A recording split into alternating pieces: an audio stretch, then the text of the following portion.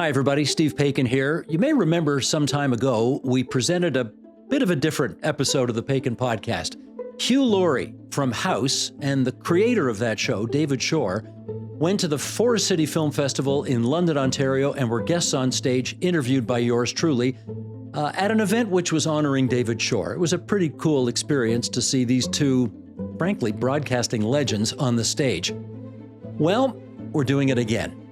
David not only did House, but there was another show that just wrapped up a year ago, again a medical drama called The Good Doctor, starring Freddie Highmore as a doctor who had to deal with autism. And I'll tell you, it was a fascinating experience interviewing David on stage in London and having Freddie zoomed in to participate in the discussion as well. So let's do that now. Here's the Paikin Podcast 2-on-1, David Shore and Freddie Highmore, coming right up.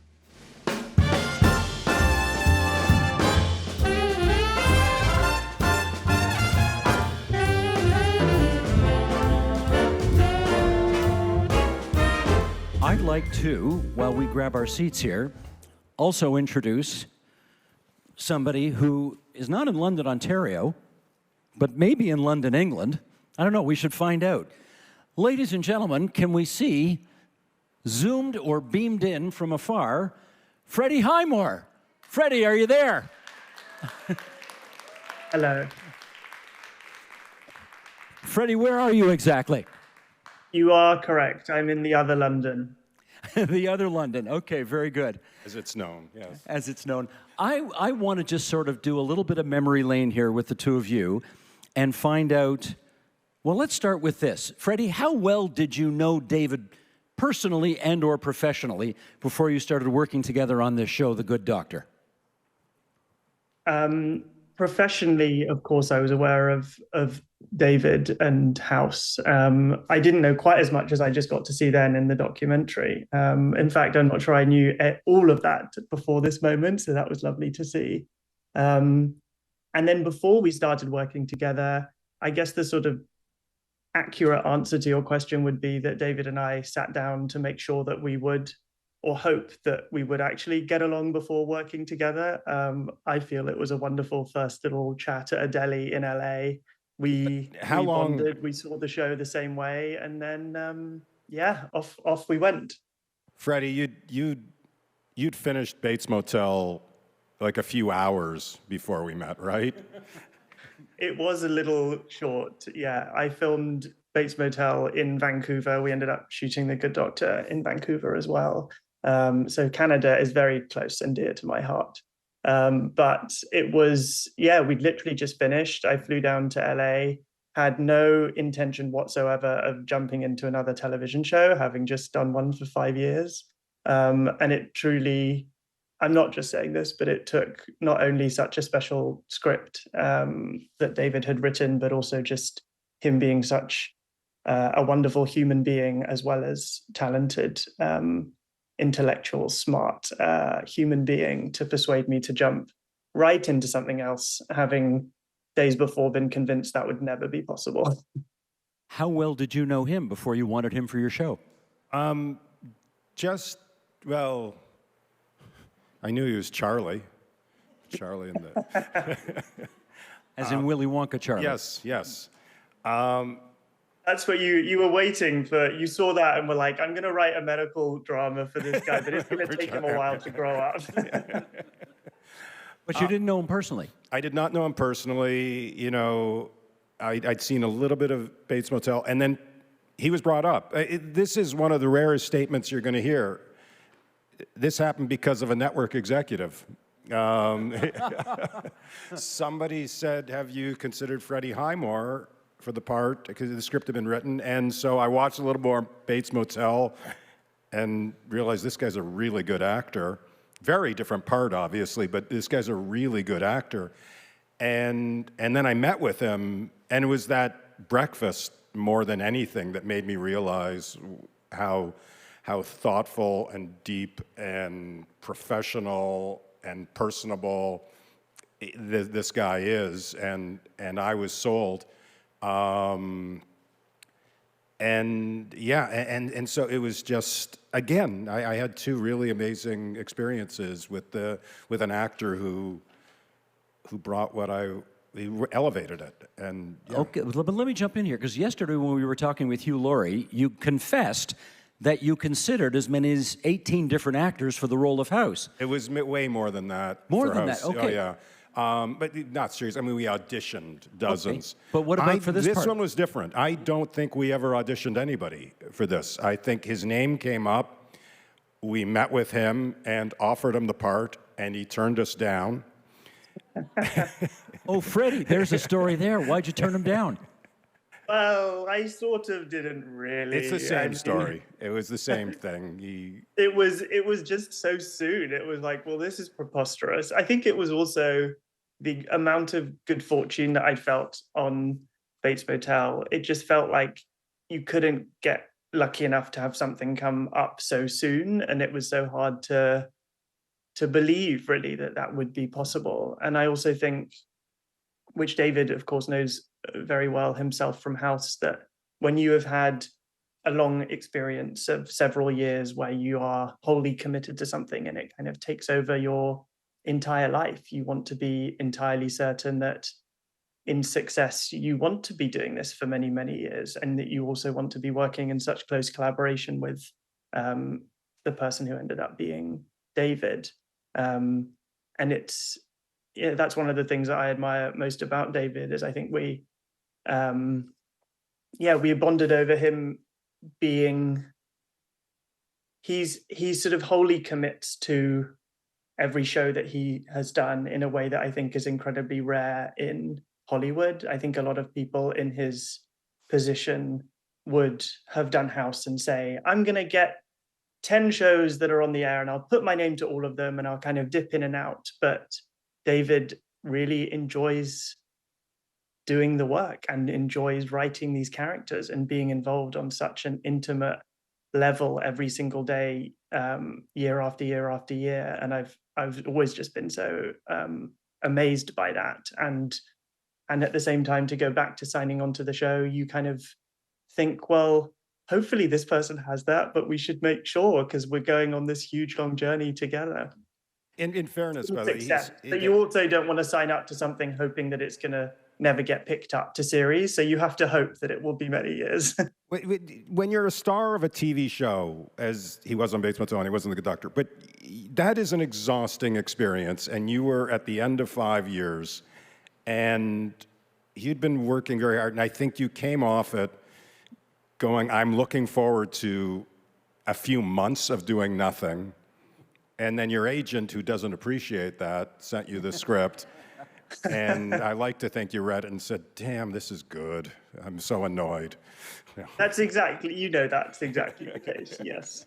It was that, and then meeting, I actually have a vivid memory of calling home after, like being on the street in LA after I sort of went into the meeting almost thinking, well, this is a great script, but like, the guy's not going to be very nice, or we're not going to really bond, and then it'll be an easy decision and I'll go back to London. I hadn't decided which London I was going back to, but it was probably London in the UK. But I remember kind of coming out and just being on the phone, and it was, well, how did it go? And I was like, wow, it was kind of great. I really like him.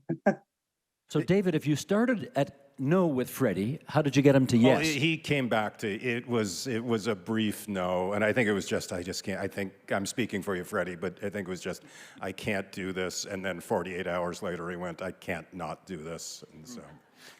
Take us into, By the way, sorry, we know exactly where we had lunch, we know what table we had it at, and we went back after the show was done, the two of us went back. To the same place? Yeah. How come? It was an important place. I presume there were, once Freddie agreed to sign on and do this part, I presume, David, there were discussions between the two of you as to, just what kind of character the Good Doctor would be. For example, how many manifestations of autism Dr. Murphy would demonstrate, or not. Take us into some of those discussions. How did you work all that out? We had a lot of talks, and I think either of us could answer this question very similarly, because it was a similar process. Right from that meal, we were thinking that was the largest part of that conversation. And we know the world, and particularly the part of the world that's familiar with that and cares about that for obvious reasons because it's personal to them, are going to be looking at us very, very closely. And we didn't want to let them down. That would be just wrong. And so we wanted, the number one thing was that we didn't want him to be television's autistic character. We wanted him to be, and this is so obvious, but it's not always the case, a fully formed, as everybody is it a fully formed human being who happened to have autism. And so it was very important that he wasn't just up there as a representative. He was a human being, and it was incredibly gratifying, actually. It was one of the really most significant things of the show, was hearing from that community and hearing positive things from that community. Freddie, you want to build on that? I mean, David always speaks much more eloquently than I do. I feel I rabbit on and go off on very long tangents, and David has like a very pithy, succinct way of just summarizing exactly what needs to be said. So I'm not sure what to add to that other than agree, and I guess say that, which we were discussing the other day, but wanting to tell, we always wanted to just tell Shaun's story. And of course, we wanted to represent autism as authentically as possible through him. But at the same time, he was never going to represent everyone who is on the spectrum, nor should he, in the way a neurotypical lead character of a television show is never going to represent everyone who's neurotypical in the world.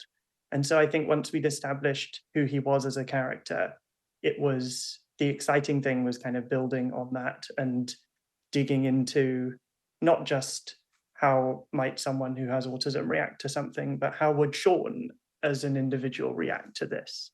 And what are his kind of unique quirks, and what's his sense of humor? What are his desires? What are the things and the people that he falls in love with? And that kind of became the journey of the show.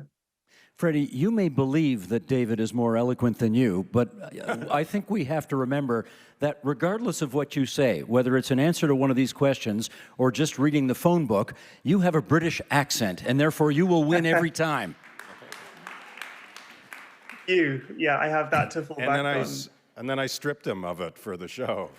Well, that's twice in a row. Maybe we should talk about that right now, because, again, we talked about this yesterday with Hugh Laurie, that he was not to use his British accent when he performed Dr. House. And here you've got Dr. Murphy, again, a British actor, David, not being allowed to use his British accent.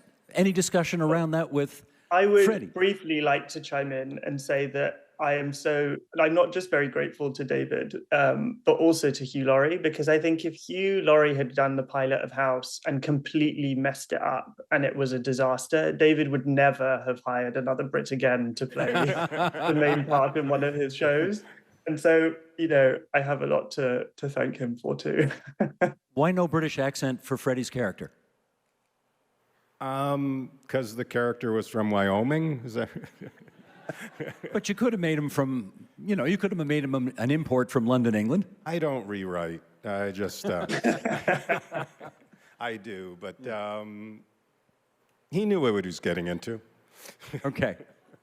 Freddie, I want to know if there were ever any moments on the show, and I have to believe that during the course of 7 years, you must have had some creative difference over something. And I just wonder what it might have been. Can you give us an example and how you and David might have resolved it? I mean, honestly, off the top of my head, I can't think of something. Of course, there must have been things. I think we would always... The thing about David and I is we're both quite obsessed with the tiny little details. And so the debates, almost the biggest debates, would sometimes be, do you think you need the word just in this sentence? Is it better with the just or without the just? And that would be sort of a 20-minute conversation, and David would think about it, and sometimes the just would be removed, or sometimes the just would be added, or like it would be remaining exactly as it should have been before. But I think yeah, I can't think of there genuinely wasn't any kind of ever big point Freddie, of difference. we had a big fight about, Freddie wanted him to be just an average doctor, and I said, no, he has to be a good doctor. So. Now, I'm tempted, Freddie, to follow up and say, are you being serious when you say you might have a 20-minute discussion over whether to use one word or not? He is. Yeah, I mean, yes, I'm not. I'm perhaps exaggerating. If you want the specifics, like maybe 20 minutes is a little, but at least 5. That would not be an exaggeration. Because I think we both just sort of cared so deeply about those little things and saw that they both mattered. It's a little bit like what David Hoselton, who wrote on The Good Doctor as well as House, was saying about David in the documentary, of just how he cares so deeply about every little thing, and all of it does add up and all of it matters, whether that's an individual word or anything to do with the creation of a television show. Yeah, no,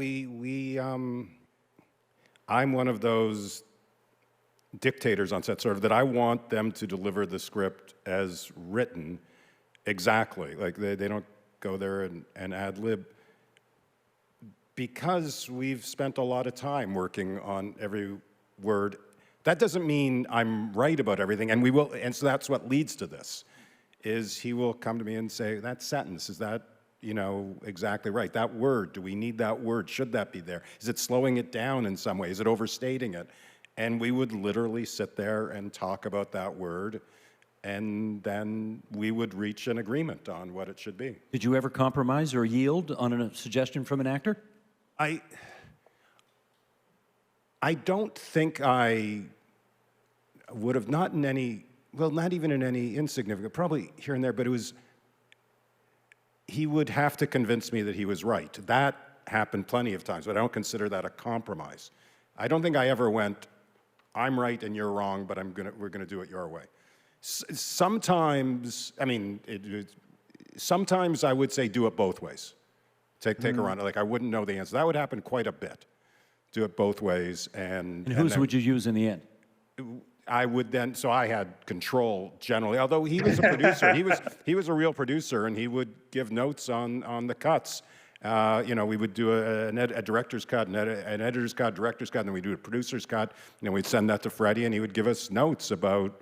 He said he was remarkable. Actually, that he was absolutely remarkable.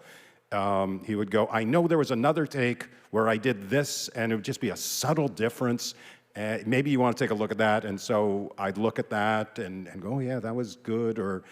He would always give us a funny little version, which he would, always subtle differences. And it'd be like 8 funny things in every episode he would do. And he would know, we would talk about this. If we used all 8, it wouldn't work. But if we used 3, it would work fantastic. And so it's a question of choosing the 3. But yeah, so I'd go into editing, and I think I had an open mind and would go, yeah, if what he did was good, Freddie, tell us why at the end of the day, for those of us who are not inside that kind of artistic process, why do all of those, what seem like very small, tiny even decisions, when you add them all up, why do they matter to the overall outcome of whatever it is you're doing? Well, I guess the first thing is I would very much like to think that they do. But I think the reason why they do is because of course it's less about one individual moment. And I'm sure that if one particular beat was different, the entire show wouldn't have been ruined. But at the same time, I think it's the attitude that you need in order to make something as good as it can possibly be, and bring that attitude in every single day, whether you're on set or whether you're in the writer's room or whether you're going to the editing room. I think it does require just doing your absolute best. And I think that's partly the way that my mind works, perhaps, of just you live wholeheartedly in something and you care so much that everything does matter. And almost the slippery slope to me feels like the moment you say, well, that scene wasn't so good, but that's okay, then everything starts slipping. And I think one of the things that I know both David and I are proud of is that I think everyone on the show, the crew and sort of coming in every day, wanted it to be as good as it could be. And I think it's probably especially important on a show like The Good Doctor or on House, where there is a procedural element. There are certain things that are the same every week. There is usually a surgery. There are new patients that come in. You're in a lot of the same locations and sets. And so it would be easy to fall into a pattern of just doing the same thing every week and ticking over and just sort of saying, well, we did it this way last week and it was good, so let's just do it the same again. But that, to me, again, seems like not only the sort of death of the creative process, but then it starts to be, what's the point? And as David was alluding to, see, this is one of my long-winded answers. As David was alluding to, I think it does take so much out of you and your family, and to make a show like, when you're doing 20 episodes every single year for years and years, that you have to really love it and put everything into it. Otherwise it would be a pretty miserable 7 years. And Freddie was just, I was starting to talk about this, but I didn't finish my own thought. As a producer, he was remarkable, and it relates to that. He'd be on the set, we'd be doing a scene, there was a surgery scene, and we've done 50, 100 surgeries before, and he would be constantly looking for a new way to approach it, a new way to do it. He'd be he'd made suggestions to every one of our crew members, and that sounds like he was annoying. He was not. They all loved him. He was great. As I said the other night, whatever you do for a living, if Freddie Highmore sends in an application for a job, hire him. Doesn't matter what it is. No. And David, always sign up. If David offers you a job, then definitely do it, and don't almost do what I did and turn him down.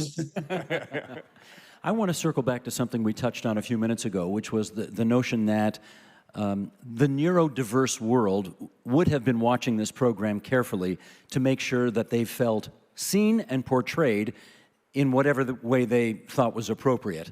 And I wonder how you kind of went about making sure that you did right by that world. The basic way, which is research, met with people, met with organizations, spoke to individuals, read a lot of books.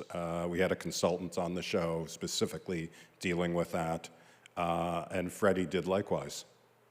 Yeah, Freddie, did you ever have moments where perhaps you're in the middle of a scene and maybe the on-set advisor says, well, that really wouldn't happen that way, and therefore a change was made, or something like that? I'd say, like a lot of things on the show, we'd figure that out ahead of time. It felt, and I think probably that was necessary as well for the process of feeling free, as David was saying, sort of free to try different things. And Shaun, I found an incredibly freeing character to play, and there were lots of potential ways that he could be reacting in a certain moment, and it was always fun and interesting to explore all of those, as opposed to that on-set experience feeling limiting.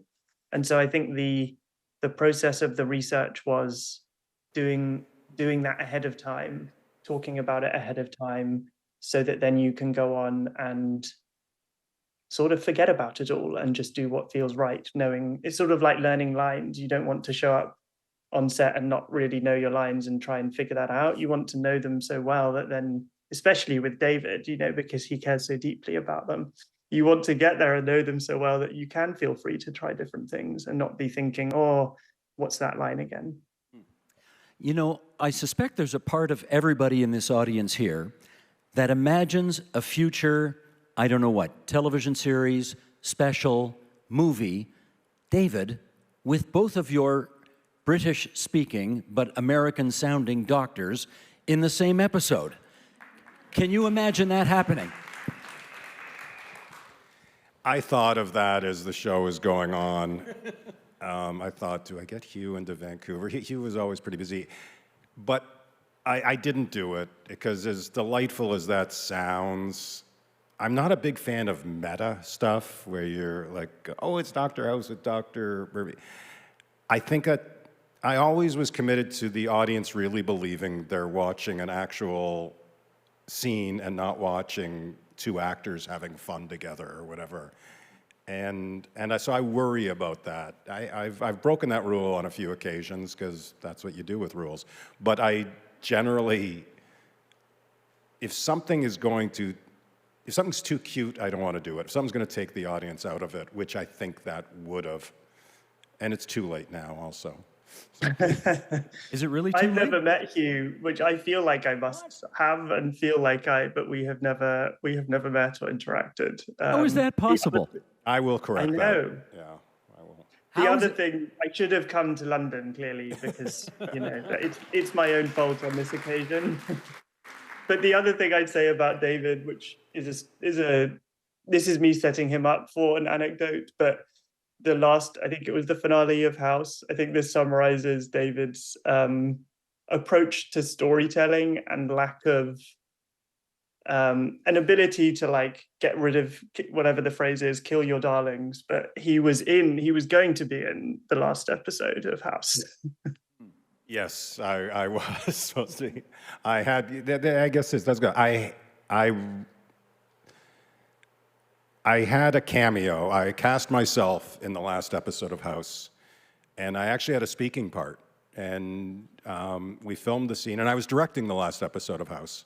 I've had fun with that. I directed the last episode of The Good Doctor.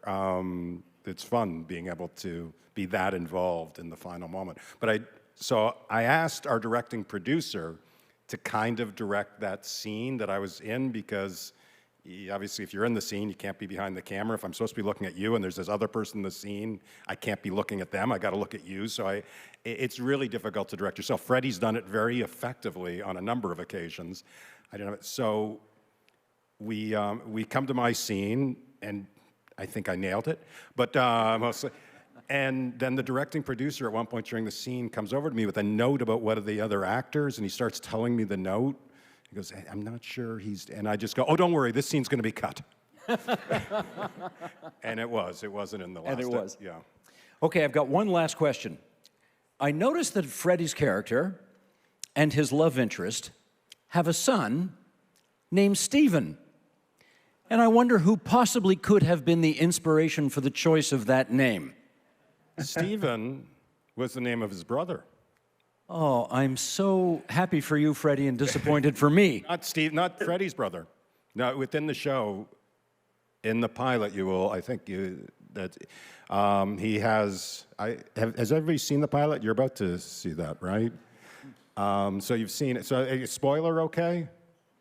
On the pilot, you wouldn't be here if you hadn't seen the pilot, right? You would. Stephen, I'll explain it to you, who apparently have not seen it. One of the inspirations of Dr. Murphy becoming a doctor was the death of his brother, Stephen. Okay, I knew about that because I'd read about that.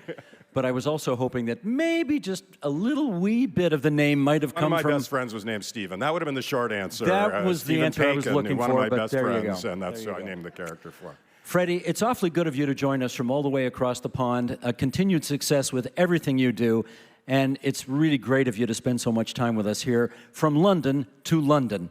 Take good care. Thank you. Thank you, Freddie. Freddie Highmore, everybody. Thank you, everyone. And now we're going to go see the aforementioned show. So how about we give it up for Mr. David Shore for coming back to London, Ontario. Way to go, Sharzy.